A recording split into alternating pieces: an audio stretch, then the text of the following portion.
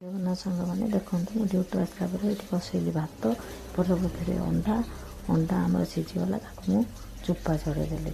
ଏଠି ସବୁ ଅଣ୍ଡାକୁ ମୁଁ ଚୋପା ଛଡ଼େଇ ଦେଲି। ତାପରେ ଏପଟେ ବସେଇଲେ କଡ଼ାରେ ତେଲ ଗରମ ହେଲା ପରେ ଅଣ୍ଡାକୁ ଆମେ ଛାଡ଼ିଦେବା। ଅଣ୍ଡାକୁ ଦେଖନ୍ତୁ ସବୁ ପକାଇଦେଲି।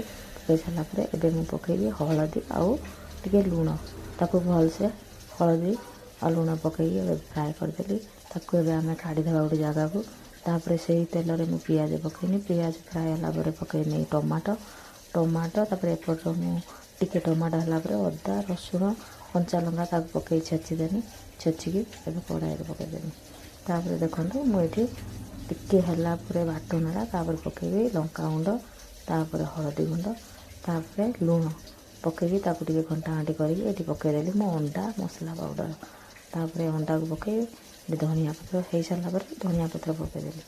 ଧନିଆ ପତ୍ର ଫ୍ରାଏ ହେଇଗଲା। ଫ୍ରାଏ ହେଇସାରିଲା ପରେ ଦେଖନ୍ତୁ ଆମର ଅଣ୍ଡା ତରକାରୀ ହେଇଗଲା ରେଡ଼ି।